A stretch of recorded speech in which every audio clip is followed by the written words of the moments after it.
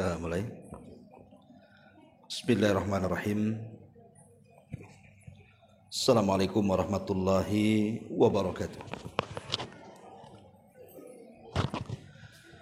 Bihamdillahi wassalatu wassalamu ala rasulillah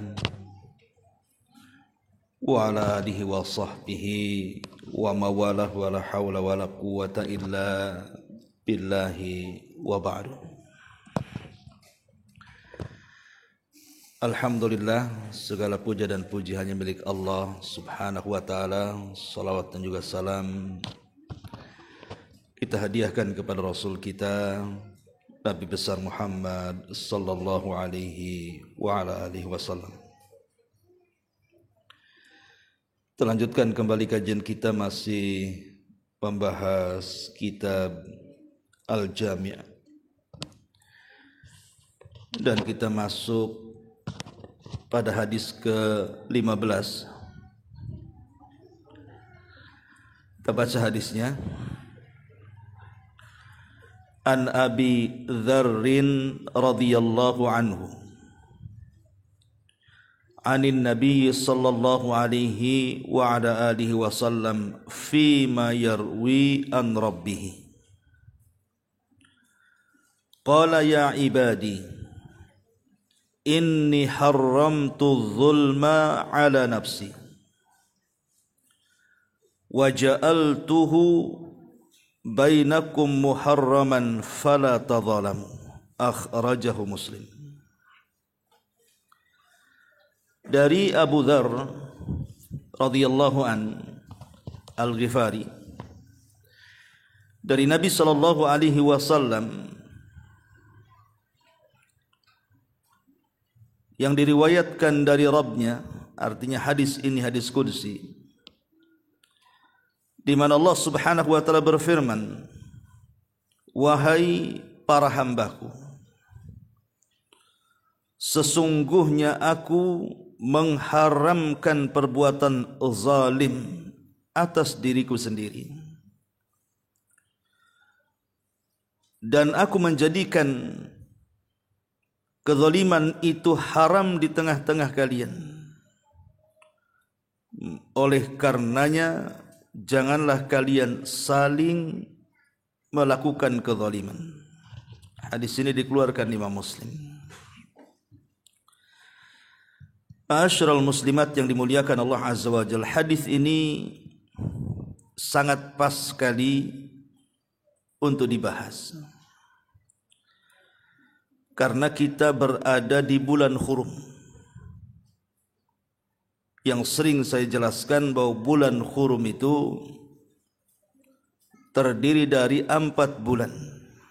Pertama Dzulqa'dah, yang sekarang kita sedang berada di dalamnya. Kemudian yang kedua Dzulhijjah, yang kita akan songsong. Kemudian Muharram, dan yang satu terpisah Rajab. Lah di antara hal yang harus dijauhi di bulan-bulan Hurum ini, terutama di bulan Dzulqa'dah sekarang,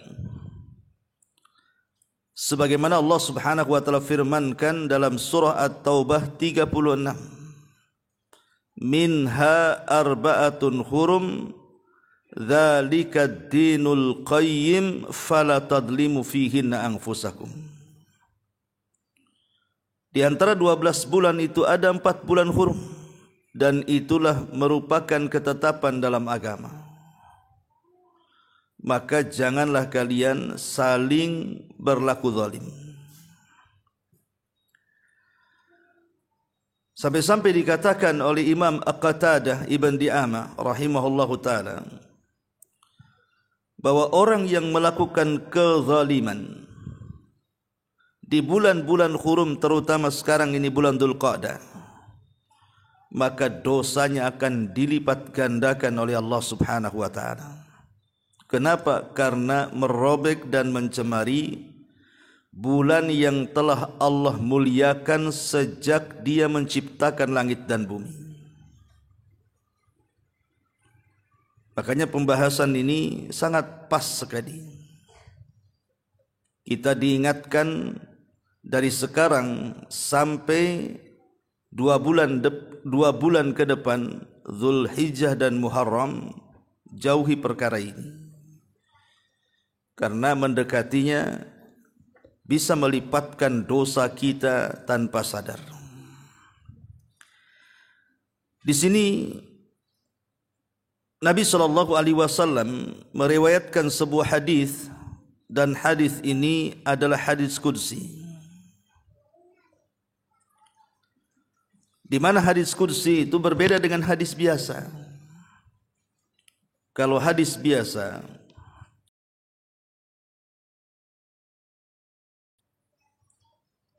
sifatnya ada perantara.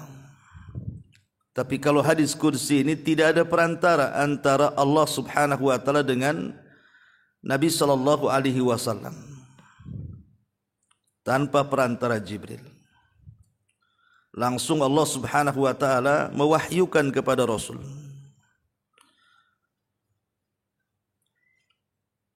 Allah Subhanahu wa taala berfirman, "Wahai hamba-hambaku." Kita semua terpanggil dengan seruan ini karena kita semua hamba Allah. Inni haramtu zulma ala nafsi. Sungguh aku telah mengharamkan kezaliman ini kepada diriku sendiri. Kenapa? Karena Allah Subhanahu wa taala itu zat yang maha adil dalam setiap keputusannya. Sehingga tidak boleh ada kezaliman. Dan Allah suka dengan yang berbuat adil. Allah sendiri zat yang maha adil dan suka dengan keadilan. Makanya dia katakan, aku haramkan kezaliman kepada diriku, karena zalim itu lawan daripada adil. Yang satu menempatkan sesuatu yang tidak pada tempatnya, itu zalim. Yang satu menempatkan sesuatu pada tempatnya, itulah adil. Karena Allah Subhanahu wa taala zat yang maha adil, tidak suka dengan kezaliman, maka kezaliman juga terlarang bagi hamba-hambanya. Makanya dia mengatakan, wa ja'altuhu bainakum muharraman. Maka kujadikan kezaliman itu di antara kalian haram hukumnya. Maka janganlah kalian saling berlaku zalim. Ma'asyiral muslimat yang dimuliakan Allah Subhanahu wa taala. Kenapa kezaliman ini sangat bahaya? Karena ada pengaruhnya.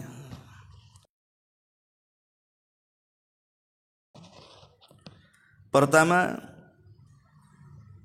orang yang berlaku zalim, hakikatnya dia telah menyimpang dari hidayah Allah Subhanahu wa taala. Dan itu disyaratkan dalam surah Al-Maidah ayat 51. Innallaha la yahdil qaumadz zalimin. Allah tidak akan berikan hidayah kepada siapa? Orang-orang zalim. Sementara hidayah itu penyelamat kita, dunia kita dan akhirat kita. Maka orang yang melakukan kezaliman dijauhkan dari hidayah. Yang kedua, orang zalim itu tidak akan beruntung selamanya. Tidak akan selamat selamanya, tidak akan sukses selamanya. Dan itu disyaratkan dalam surah Al-An'am 21, innahu la yuflihu zalimun. Sesungguhnya orang-orang zalim itu selamanya tidak akan beruntung. Pasti ada saja sialnya, ada saja karmanya, tidak akan tenang hidupnya. Kemudian yang ketiga, orang yang melakukan kezaliman itu mengundang laknat Allah Subhanahu wa taala. Sebagaimana Allah Subhanahu wa taala berfirman dalam surah Ghafir ayat 52. Yauma la yanfa'u adh-dhalimina ma'dziratuhum wa lahumul la'nah wa lahum su'ud dar.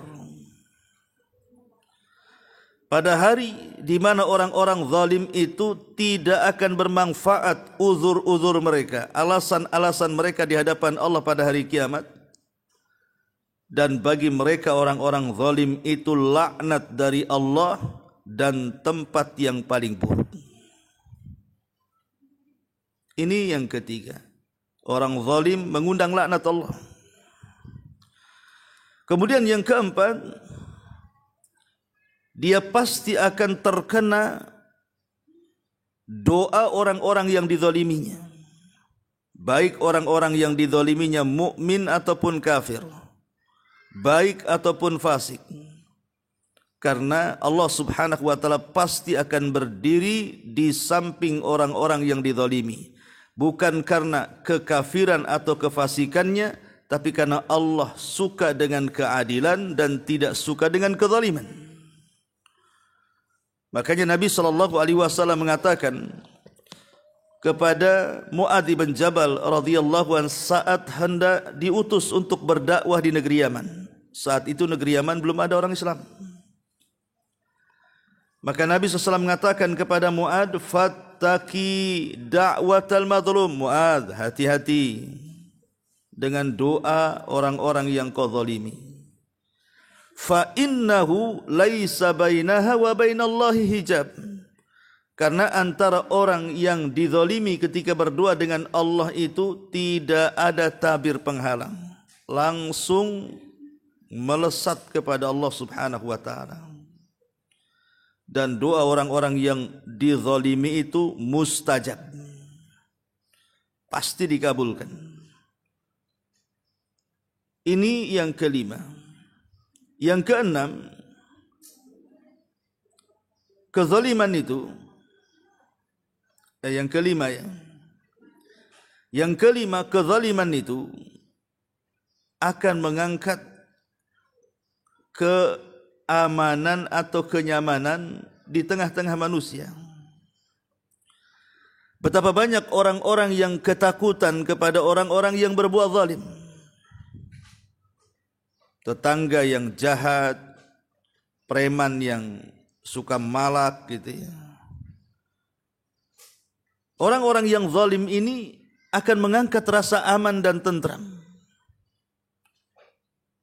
Oleh karena itulah maka Allah Subhanahu wa taala berfirman, alladzina amanu wa lam yalbisu imanahum bidzulmin ulaika lahumul amnu wa hum muhtadun. Orang-orang yang tidak mencampur adukkan keimanan mereka dengan kezaliman, maka mereka akan mendapatkan keamanan dan juga petunjuk. Artinya orang yang suka mencampur adukan zalim dan iman, tercabut aman, tercabut hidayah. Nah, ini juga di antara dampak buruknya. Kemudian yang keenam, bahwa kezaliman itu sebab munculnya berbagai macam bala dan musibah. Karena tidaklah sebuah musibah diturunkan oleh Allah Subhanahu wa taala entah dalam bentuk ujian atau azab, itu karena dilakukan oleh orang-orang yang zalim yang mengundangnya. Allah mengatakan dalam surah Hud ayat 102, wa kadzalika akhdhu rabbika idza akhadhal qura wa hiya zalimatun inna akhdahu alimun syadid. Begitulah kalau Allah hancurkan negeri-negeri, karena di dalam negeri itu manusia-manusianya zalim. Dan Allah kalau mengazab, maka dengan azab yang sangat pedih lagi, bersangatan pedihnya. Ini yang nomor 6. Yang nomor 7, Allah Subhanahu wa taala mengancam siapapun yang melakukan kezaliman dengan ancaman neraka. Sebagaimana hadis yang sudah bahas pada minggu yang lalu, di mana Nabi SAW bersabda dalam hadis yang lalu itu, innallaha ataupun inna rijalan yakhuduna inna rijalan yakhuduna fi malillahi bighairi haqqin falahumun nar yaumal qiyamah. Falahumun nar yaumal qiyamah. Sesungguhnya orang-orang yang mereka mengambil harta manusia, sesungguhnya ada sekelompok manusia yang menggunakan harta Allah dengan cara yang tidak benar, dengan cara zalim maksudnya, maka neraka pantas untuk mereka pada hari kiamat. Lihat bagaimana dampak kezaliman luar biasa. Ma'asyiral muslimat yang dimuliakan Allah Subhanahu wa taala.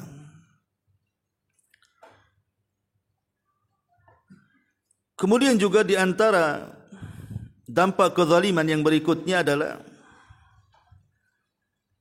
bisa kita simpulkan. Jadi dampak kezaliman itu kan ada dua macam. Kalau tadi yang saya sebutkan tadi itu globalnya dibagi dua. Ada dampak dunia, ada dampak akhirat. Dampak dunia ya seperti tadi. Hilangnya hidayah, hilangnya keamanan, kenyamanan manusia, kemudian mengandung laknat, kemudian juga tidak akan diberuntungkan selamanya, mengandung dan mengundang bala dan azab Allah. Lah di akhirat juga ada. Pertama, orang yang meninggal dalam kondisi zalim, maka dia akan berhadapan dengan Allah Subhanahu wa taala dalam keadaan Allah murka kepadanya. Yang kedua, kebaikan-kebaikan yang selama ini dia kumpulkan di dunia akan sia-sia, karena dia akan dituntut oleh orang-orang yang pernah dizaliminya. Sebagaimana hadis yang ma'ruf tentang hadis orang-orang yang bangkrut. Orang-orang yang bangkrut pada hari kiamat adalah orang yang membawa kebaikan di satu sisi, tapi di sisi lain membawa kezaliman pada hari kiamat. Kalau sudah terjadi kisos pada hari kiamat, itulah alamat kebangkrutan dia. Karena boleh jadi bukan hanya sekedar pahala yang akan diberikan kepada orang, tetapi dosa orang ditanggungkan kepadanya. Ma'asyiral muslimat yang dimuliakan Allah Subhanahu wa taala. Sedemikian bahayanya akibat zalim ini. Ini baru cerita zalim yang bersifat kezaliman sesama manusia. Karena zalim itu kan ada yang paling tinggi tingkatannya, yang tidak akan pernah terampuni dosanya. Itulah yang disebut dengan kesyirikan. Sebagaimana perkataan Luqmanul Hakim, inna syirka la zulmun azim, sesungguhnya kesyirikan itu adalah kezaliman yang sangat besar. Yang jelas bahwa kesyirikan itu jelas sekali dosa yang tidak mungkin terampuni. Ma'asyiral muslimat yang dimuliakan Allah Subhanahu wa taala. Lalu bagaimana caranya supaya kita ini terhindar dari kezaliman ini? Ada enggak hal-hal yang bisa membantu kita supaya kita bisa terhindar dari kezaliman? Sebelum saya menjelaskan tentang perkara ini, kita akan jelaskan tentang bentuk-bentuk kezaliman dulu. Zalim itu terbagi menjadi tiga. Pertama, zalim seorang hamba kepada dirinya. Dengan cara apa? Menjerumuskan badan dia dari kepala sampai kaki kepada kehancuran dunia dan akhirat. Dengan melaksanakan apa yang Allah haramkan dan meninggalkan apa yang Allah wajibkan. Itulah yang disebut dengan zalim hamba kepada dirinya, menjerumuskan diri kepada kerugian dunia dan akhirat dengan cara meninggalkan yang wajib dan terjerumus kepada yang haram. Dan itu banyak contohnya, seperti kekufuran kepada Allah, kemudian juga berpaling dari Al-Quran, kitab Allah, ataupun menyia-nyiakan yang wajib dan masuk kepada yang mungkar, dan lain sebagainya. Kemudian yang kedua, kezaliman hamba kepada hamba yang lainnya. Kezaliman hamba kepada hamba yang lainnya, yang tadi saya sebut dengan hadis muflis tadi. Dan yang terakhir yang paling berat adalah kezaliman yang tidak pernah terampuni. Maksudnya adalah kesyirikan kepada Allah Subhanahu wa taala. Inilah di antara tiga gambaran. Zalim itu tidak mungkin lepas dari tiga perkara. Imma zalim kepada diri sendiri, imma zalim kepada orang, atau zalim kepada Allah Subhanahu wa taala. Ma'asyiral muslimat yang dimuliakan Allah Subhanahu wa taala. Kemudian juga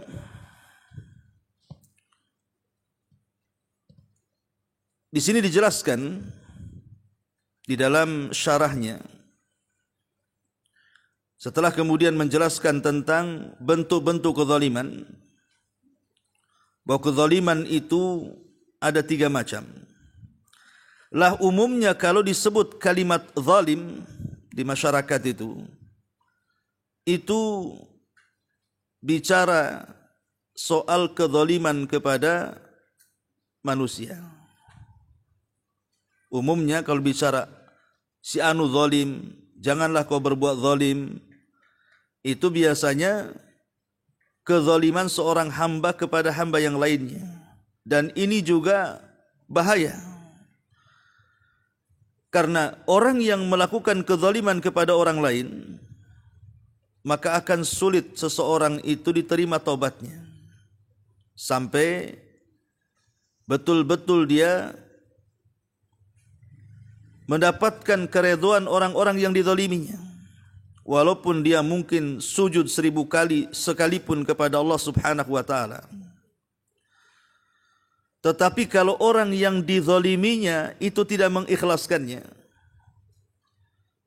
tidak redha dengan perbuatannya, maka Allah akan gantung taubat kita kepada Allah. Dan kelak pada hari kiamat, dia akan berhadapan dengan orang-orang yang pernah dizaliminya di dunia. Disitulah terjadi barter pahala dan dosa, sehingga kemudian seseorang menjadi bangkrut di hadapan Allah, maksudnya bangkrut pahala, dan itu akan mencelakakan dia kelak pada hari kiamat. Ma'asyiral muslimat yang dimuliakan Allah Subhanahu wa taala. Lalu bagaimana caranya supaya kita terhindar dari kezaliman ini? Pertama, berdoalah kepada Allah Subhanahu wa taala agar kita dijauhkan dari perbuatan zalim. Meminta kepada Allah agar kita dijauhkan dari perbuatan zalim. Karena yang membolak-balikan hati kita itu Allah Subhanahu wa taala. Terkadang kita ini enggak ada niat untuk berbuat jahat, tiba-tiba terbesit saja ingin melakukannya. Itulah hati kita. kadang putih, kadang hitam, mudah berubah-ubah. Maka supaya hati kita ini tetap istiqamah, tidak terjerumus kepada kezaliman, minta kepada Allah, ya muqallibal qulub tsabbit qalbi ala ta'atik.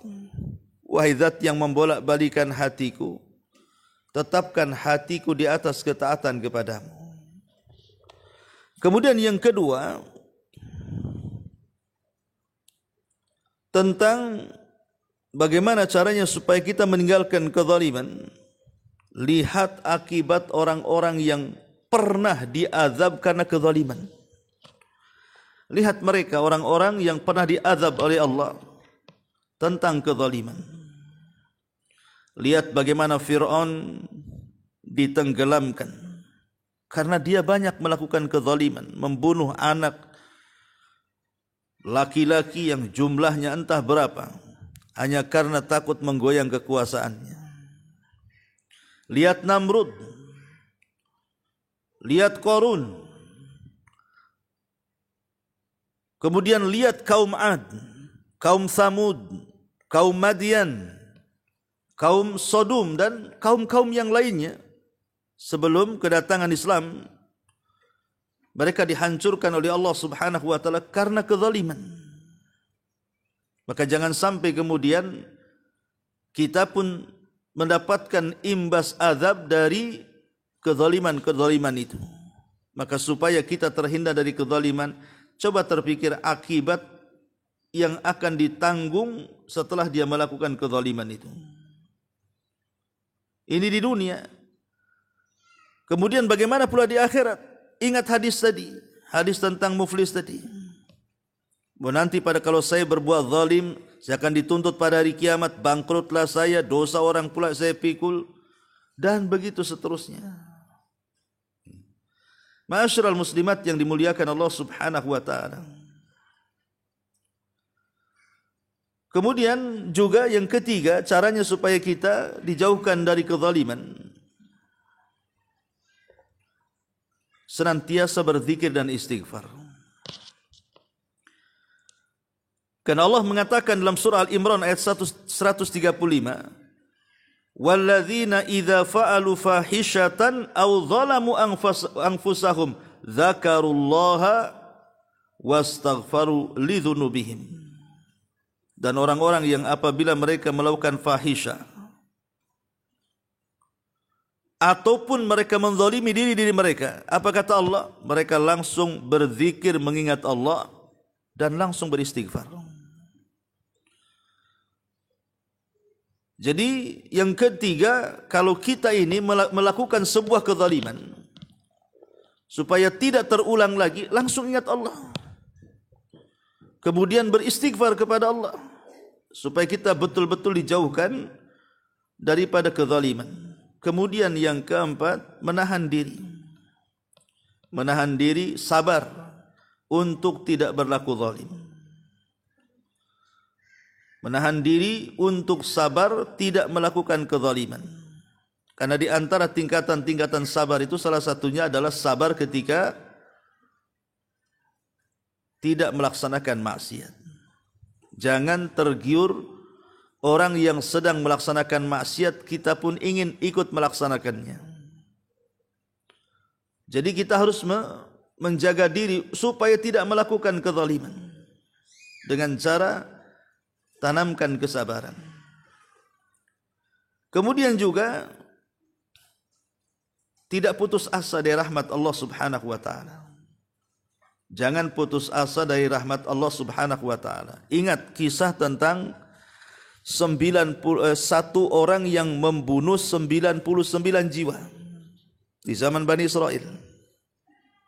Yang dibunuh bukan 1 jiwa, 99. Kalau kita punya tetangga bunuh 5 orang saja kita katakan sadis. Ini yang dibunuh 99 orang dengan kezaliman dia. Tapi dia tidak putus asa untuk bertobat. Akhirnya dia tanya ke sana, tanya kemari, akhirnya dapatlah dia seorang alim yang bisa menunjukkan untuk tobat dia, agar dia masuk ke sebuah perkampungan di mana orang-orang kampung itu dipenuhi orang-orang saleh. Jadi orang alim ini mengarahkan orang yang zalim yang hendak bertobat ini ke lingkungan yang baik. Dari sini juga solusi bahwa lingkungan yang baik itu bisa menjauhkan dari kezaliman. Akhirnya kemudian anak muda ini berangkat ke kampung yang banyak orang soleh, tapi di tengah jalan dia meninggal. Dan Allah Subhanahu wa taala pun memasukkan dia ke dalam sorga. Kenapa? Karena dia tidak putus asa dari rahmat Allah Subhanahu wa taala. Dia terus mencari taubat, jangan putus asa. Terus menerus gitu ya. Meminta ampunan dari Allah Subhanahu wa taala. Ma'asyiral muslimat yang dimuliakan Allah Subhanahu wa taala. Dan fenomena zalim ini itu luar biasa di masyarakat. Karena mencakup semua aspek kehidupan manusia. Di dalam rumah umpamanya, zalimnya seorang istri kepada suami atau suami kepada istri. Zalimnya orang tua kepada anak atau anak kepada orang tua. Zalimnya seorang bos kepada pembantunya atau sebaliknya. Ataupun zalimnya sesama kerabat dalam keluarga. Saudara dengan saudaranya, keponakan dengan pamannya, sepupu dengan sepupunya. Ini bisa kita saksikan, bahkan bisa kita rasakan. Bahkan boleh jadi kita pula pelaku zalimnya. Artinya kezaliman ini akan senantiasa ada. Seperti zalimnya suami kepada istri tidak menafkahi. Zalimnya suami kepada istri tidak mengajari. Atau zalim secara fisik, memukul, menendang, atau boleh jadi sampai membunuh. Atau zalimnya istri kepada suami, tidak mau melayani haknya. Atau mengucapkan kalimat-kalimat kotor, kalimat-kalimat lancang, kalimat-kalimat merendahkan di hadapan suaminya. Atau menyebarkan keburukan suaminya, itu zalim. Atau anak kepada orang tua durhaka, melawan orang tuanya, bahkan tak segan-segan menyakiti orang tuanya kalau tidak dipenuhi keinginannya. Atau sebaliknya, orang tua yang berbuat zalim kepada anaknya, tidak mendidiknya, menelantarkannya, bahkan terkadang menjualnya, na'udzubillah. Atau zalim bos kepada pembantunya dalam rumah. Dia membebankan pekerjaan yang di luar kontraknya. Kemudian menggaji tidak sepadan dengan pekerjaannya. Atau menambah waktu-waktunya tanpa dibayar. Atau terkadang menyakiti dengan cara memukul dan menyiksanya. Atau sebaliknya, pembantu dengan bosnya tidak bekerja dengan cara baik. Mengkorupsi waktu gitu ya. Kadang-kadang maling dalam rumah bosnya dan begitu seterusnya. Dan banyak lagi, itu di lingkungan tuh. Ya, di lingkungan keluarga itu sudah macam-macam kezaliman itu. Kemudian keluar sedikit ke tetangga. Betapa banyak kemudian tetangga tersakiti gara-gara perbuatan zalim tetangganya yang lain.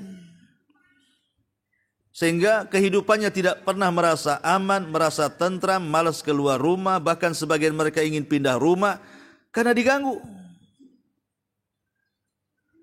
Terkadang sampai kemudian berselingkuh dengan tetangganya. Atau mengambil barang dari tetangganya dengan cara mencuri dan begitu seterusnya. Lah ini terjadi di lingkungan masyarakat. Atau mungkin di halayak masyarakat. Di halayak masyarakat yang sekarang subhanallah kezaliman itu di mana-mana. Tidak dilakukan orang tua, anak muda, remaja pun sudah mulai ikut-ikutan di dalamnya. Terbentuknya geng-geng motor gitu ya, yang mencopet ataupun merompak di jalan-jalan dengan senjata-senjata, menakut-nakuti orang. Nah ini zalim. Atau mungkin dalam tingkat yang lebih luas lagi, umpamanya tingkat pemerintah, mulai dari tingkat RT sampai presiden, mereka menzalimi rakyatnya, atau mungkin rakyat menzalimi pemimpinnya. Jadi kezaliman ini kemana-mana. Makanya kenapa Allah Subhanahu wa ta'ala mengatakan, ya ibadi inni haramtu zulma ala nafsi. Wahai hambaku, aku telah haramkan kezaliman ini kepada diriku, dan aku jadikan kezaliman ini juga haram bagi kalian, maka jangan pernah kalian melakukan kezaliman. Ma'asyiral muslimin, muslimat yang dimuliakan Allah Subhanahu wa ta'ala. Kita tahu bahwa ada sebuah hadis yang mengerikan bagi kita dengar, di mana tidak ada dosa yang azabnya disegerakan di dunia sebelum akhirat. Jadi di akhirat tetap diazab, tapi di dunia sudah disegerakan azabnya. Siapa mereka? Para pelaku zalim. Nabi SAW mengatakan, ma min dzambin ajjalallahu uqubatahu fid dunya qabla al-akhirah al-baghyu wa uququl walidain. Kata Nabi SAW, tidak ada dosa yang disegerakan azabnya di dunia sebelum akhirat. Kata Nabi SAW, apa itu? Kezaliman dan durhaka kepada orang tua. Makanya karena dosa ini bukan dosa sembarang, tapi kezaliman ini bukan maksiat sembarangan yang mengundang azab dunia sebelum akhirat. Nabi SAW mengajarkan untuk senantiasa dibaca dalam solatnya. Kata Nabi SAW, Qul ya Aba Bakrin, katakan wahai Abu Bakar, Allahumma inni zalamtu nafsi zulman katsira wa la yaghfiru dzunuba illa anta faghfir li maghfiratan min indik warhamni innaka antal ghafurur rahim. Ya Allah, sesungguhnya aku telah mendolimi diriku dengan kezaliman yang sangat banyak, dan tidak ada yang bisa mengampuni dosa kecuali Engkau. Maka ampunilah aku dengan ampunan di sisimu, dan sayangilah aku, karena Engkau zat yang maha pengampun lagi maha penyayang. Lihat, sampai Nabi SAW mengajarkan kepada Abu Bakar untuk dibaca pada setiap salat, agar kita dihindarkan dari kezaliman. Karena kezaliman ini tidak mungkin terhindar dari diri kita. Boleh jadi kaitannya zalim kita kepada Allah, boleh jadi kaitannya zalim kita kepada diri kita, boleh jadi kaitannya kezaliman kepada hamba-hamba Allah yang lainnya. Setiap hari kita melakukan kezaliman. Bohong kalau kita tidak pernah melakukan kezaliman.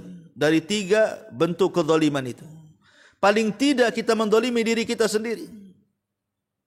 Dengan boleh jadi mungkin memandangkan mata ke yang haram, mendengarkan telinga ke yang haram, mengucapkan lisan dengan kata-kata haram, atau mungkin terpikir untuk melakukan kemungkaran, atau boleh jadi melangkahkan kaki dan anggota badan ke tempat-tempat haram, ke tempat ghibah, ke tempat namimah, atau mungkin ke tempat-tempat maksiat di luar sana. Jadi tidak mungkin setiap hari manusia tidak melakukan kezaliman. Kita ini setiap hari melakukan kezaliman. Makanya kemudian Abu Bakar minta diajarkan doa untuk dibaca dalam solatnya. Maka Rasul mengajarkan doanya, Allahumma inni zalamtu nafsi zulman katsira. Ya Allah, aku ini terlampau banyak zalim, tolonglah ampuni dosaku. Ini Abu Bakar, sekelas Abu Bakar, Bu ya. Sekelas Abu Bakar, dia terus membaca doa ini dalam solatnya, takut terjerumus kepada kezaliman. Siapa kita dengan Abu Bakar? Harusnya kita lebih lagi meminta kepada Allah agar jangan melakukan kezaliman. Makanya para sahabat itu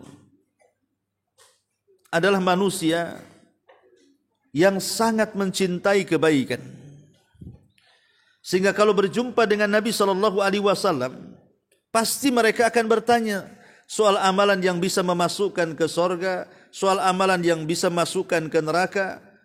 Kenapa para sahabat itu selalu datang kepada Rasul bertanya soal itu? Ya Rasul, tunjukkan kepadaku amalan yang paling afdal, amalan yang paling dicintai, amalan yang bisa mendekatkan kepada Allah, amalan yang bisa masukkan aku ke sorga, amalan yang bisa menjauhkan aku dari neraka. Kenapa? Kenapa itu terus pertanyaan para sahabat kepada Rasul? Menunjukkan bahwa sahabat itu takut kalau dalam kehidupannya dipenuhi dengan keburukan, dengan kezaliman. Makanya mereka ingin hidup dengan cara yang baik, dengan cara menjauhkan diri dari kezaliman. Ma'asyiral muslimat yang dimuliakan Allah Subhanahu wa taala. Nabi sallallahu alaihi wasallam juga mengingatkan kita soal kezaliman ini. Bahwa kezaliman ini akan membuat gelap bagi kita pada hari kiamat. Maka ingat itu bahwa kezaliman ini akan menjadi kegelapan bagi kita pada hari kiamat. Kata Rasul, az-zulmu zulumatun yaumal qiyamah. Kezaliman itu adalah kegelapan pada hari kiamat. Di dunia saja sudah gelap, Bu. Di akhirat makin gelap. Ya. Karena kezaliman itu pasti akan ada balasannya. Makanya dari sini Allah Subhanahu wa taala ingatkan, wala tahsabannallaha ghafilan amma ya'malu zalimun. Ingat, jangan kau kira Allah itu lalai. Jangan kau kira Allah itu lalai terhadap apa yang dibuat orang-orang zalim itu. Allah tidak tidur. Allah tidak lalai. Allah akan memantau orang-orang yang melakukan kezaliman dan mereka akan merasakan akibatnya. Wallahu alam, ini diantara sedikit syarahan dari hadis ke-15. Baik, sebelum saya tutup, silahkan kalau ada yang mau bertanya.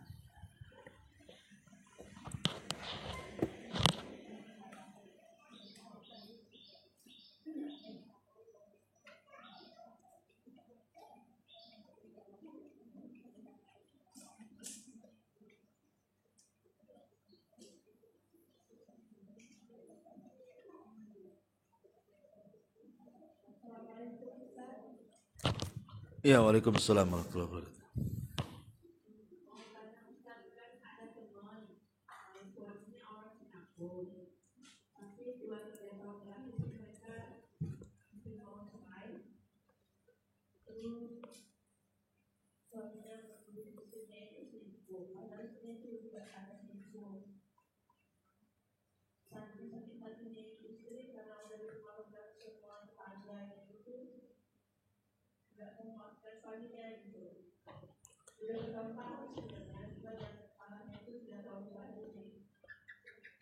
Cerai.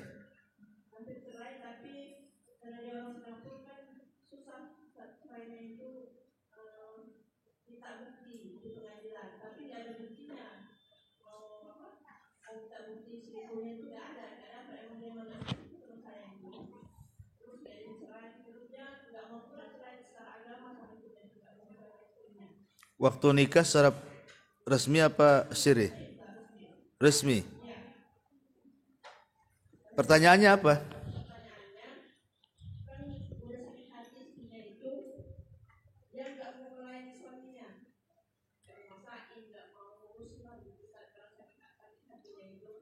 Sakit hati karena ketahuan suami selingkuh.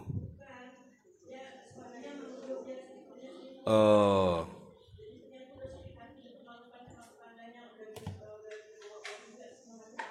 Tapi masih hidup satu rumah sampai sekarang.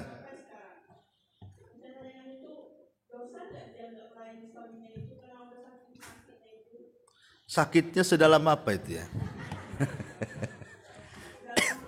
Iya, sedalam lapisan bumi.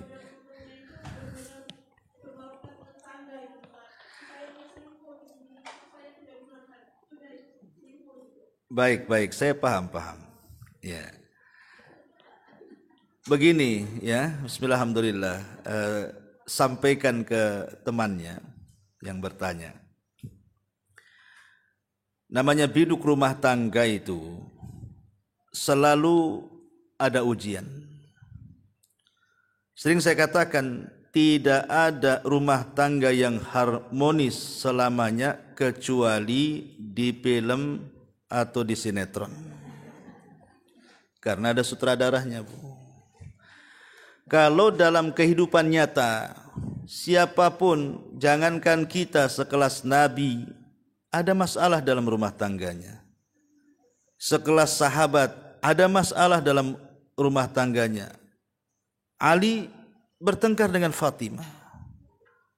Rasul bertengkar dengan istri-istrinya. Tetapi Rasul bertengkar dengan istri-istrinya tentu menjadi syariat. Sebab kalau Rasul tidak pernah bertengkar dengan istrinya, macam mana mengambil solusinya nantinya? Berarti kita mengambil solusi Nabi ketika meredamkan pertengkaran itu. Karena dia juga manusia sama dengan kita. Adapun perlakuan istri kepada suami seperti itu, bahwa istri tidak mau memasakkan, tidak mau melayani, tidak mau, istrinya udah kayak orang lain tapi hidup satu rumah, maka tidak boleh. Istri tidak boleh berlaku seperti itu karena dia tidak mau islah. Sebentar, Bu, ya. Kita jawab pelan-pelan, ya. Jadi ketika istri itu tidak mau melayan seperti yang Ibu ceritakan, hakikatnya dia tidak mau islah. Islah itu tidak mau baikan. Kalau memang dia sudah tidak suka dengan suaminya, kan ada cara yang disebut dengan gugat cerai, khulu dalam Islam itu. Tetapi kalau memang mau bertahan dengan suaminya, berikan syarat. Si istri ini harus memberikan syarat. Bang, baik saya akan terima jadi istri abang, tapi syaratnya karena abang ini sudah berselingkuh dari saya.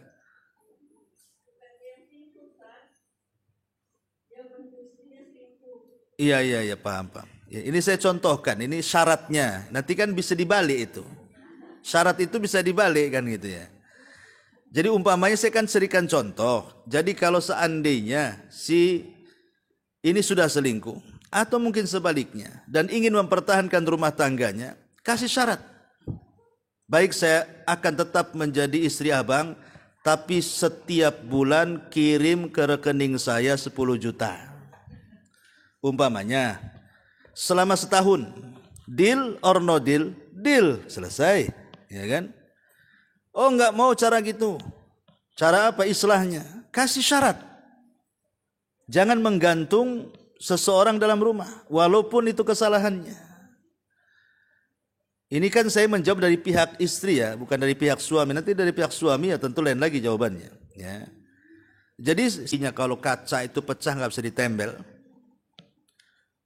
Ya tetap saja namanya hidup satu rumah. Dia tidak boleh mengabaikan hak dia kepada suaminya. Hak dia kepada suaminya. Dalam Islam itu ada hukum mula'anah namanya.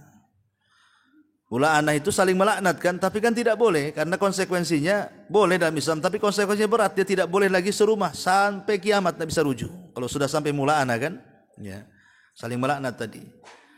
Tetapi solusinya adalah, maka kalau memang suami menuduh istrinya berzina dan dia tidak melakukannya, kenapa dia sakit hati? Kan dia tidak melakukannya. Tinggal bersumpah saja. Wallahi bang, saya tidak selingkuh. Abang yang menuduh selingkuh, mana buktinya? Kan begitu ya, dalam Islam kan al-bayyinatu 'alal mudda'i wal yaminu 'ala man angkar. Bukti itu dibuktikan oleh para penuduh, sementara sumpah itu cukup bagi yang dituduh. Istri yang dituduh berzina, kalau memang dia tidak melakukannya, langsung saja wallahi demi Allah, saya tidak berzina. Abang yang nuduh saya, mana buktinya? Kalau tidak ada buktinya ya sudahlah. Apalagi itulah kadang-kadang kalau rumah tangga berjauhan, yang satu di timur, yang satu di barat, setan itu saling menghasut sana, menghasut sini.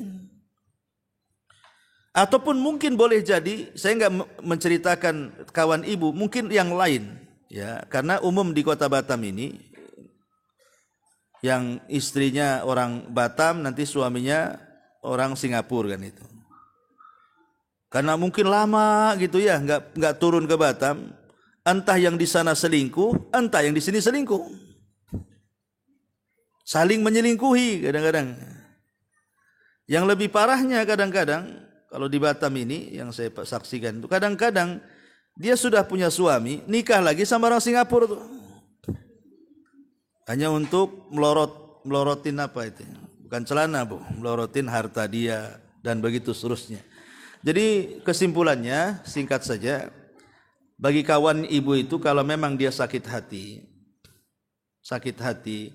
jujur tanya sama kawannya, masih mau sama dia atau tidak? Masih mau sama suaminya atau tidak? Itu dulu pertanyaan dijawab. Ya. Kalau sudah tidak mau, selesai, gugat cerai. Ya. Yang belum selesai itu kalau dia masih mau mempertahankan, buktikan kalau dia tidak selingkuh. Buktikan kalau dia tidak selingkuh kan. Kalau seandainya dia marah-marah, berarti kan orang makin curiga, jangan-jangan dia kan gitu. Tapi buktikan dia tidak selingkuh, makin dekat dengan suaminya, makin melayani suaminya, nanti pikiran-pikiran itu hilang tuh. Ya, jadi tanya betul-betul mau balikan atau enggak, gitu saja sebenarnya. Kalau mau balikan ya baik dulu, perbaiki suaminya, ya masak lagi, yang layan lagi, ya begitu seterusnya kan. Harus seperti itu. Nanti boleh jadi dengan cara seperti itu Allah lembutkan hati suaminya. Berdoa kepada Allah. Kalau ini dihadapi dengan cara orang awam, ini kan sikap orang awam yang seperti ini, Bu ya. Apa sikap orang awam itu? Membalas keburukan dengan keburukan, Bu. Membalas keburukan dengan keburukan. Yang seperti ini namanya rumah tangga barter, Bu. Suami buruk sama saya, tapi saya tidak akan buruk sama dia. Nggak apa-apa suami jahat dengan saya tidak akan jahat sama dia. Nggak apa-apa suami saya mengatakan aku apapun terserah, saya kan tidak akan mengatakan apapun. Kenapa? Karena ini bukan rumah tangga barter. Yang kalau kau datang dengan perasaan sakit, aku pun datang kepadamu dengan perasaan yang sama. Jadi tetap berbakti kepada suami. Ingat, ini perintah Allah, Bu ya. Jadi bilang sama kawannya, anti ini masak untuk suami bukan karena suami, tapi Allah yang perintahkan.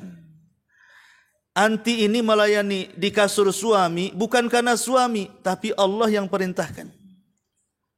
Urusan suami nyinggung saya, urusan suami jahat sama saya, itu ada sendiri urusan dia dengan Allah. Tetapi urusan saya masakin dia, saya kasih minum dia, saya kasih tidur dengan dia dan begitu seterusnya, ini semua perintah Allah dalam rumah tangga. Itulah tujuan orang islah tuh.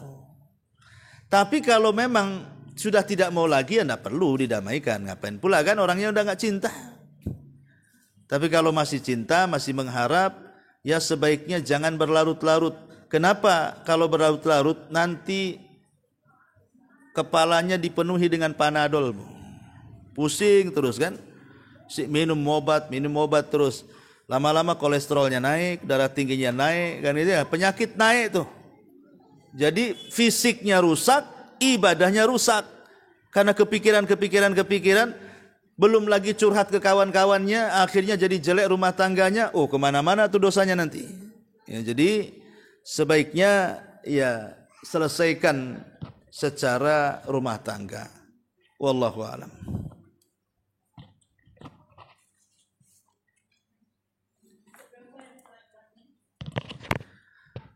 Iya, kalau tidak melaksanakan kewajiban, kecuali ibu tidak masak, nggak apa-apa. Kalau suami nggak ngasih uang, kenapa kau tak masak? Uangnya mana, Bang? Itu nggak masalah. Ya. Kecuali kalau tadi umpamanya terbukti. Kalau terbukti seandainya betul-betul selingkuh, siapa yang salah? Oke, ini nggak terbukti, dia hanya nuduh-nuduh saja. Berarti kan suami itu cemburu yang berlebihan sebenarnya kan. Dia itu sayang, tapi cemburu yang berlebihan akhirnya nuduh. Kalau memang laki-laki itu sifatnya gini, Bu. Laki-laki kalau nggak suka dengan perempuan, umpamanya istrinya selingkuh, nggak ada tawar-menawar bagi laki-laki, biasanya langsung ditinggalkan dia, langsung diceraikan, Bu. Umumnya laki-laki itu kalau tidak suka, maka dia tidak suka. Dia akan meninggalkannya. Kalaupun dia bertahan di rumah itu bukan karena istrinya, boleh jadi karena anak-anaknya. Boleh jadi karena kasihan, bukan karena cinta. Tapi ketika kemudian suami bersikap seperti masih mau satu rumah dengan dia, masih mau ngasih uang sama dia, itu masih ada cintanya berarti di situ. Cuman kesalahannya kenapa dia nuduh? Nah, gitu saja. Maka yang diselesaikan itu tuduhannya itu, buktikan tuduhannya. Adapun yang lain-lain jangan berakibat dampak ke yang lain. Itu dosa, apalagi sampai 3 tahun ya. Ya, kita tidak ini satu sisi belum membahas suaminya. Nanti kalau seandainya suami yang tanya, saya habisin juga kan gitu. Karena ini kan di pihak istri yang bertanya. Wallahu a'lam. Iya wa iya. Sampai di sini. Mudah-mudahan ada manfaatnya. Subhanakallahumma bihamdika.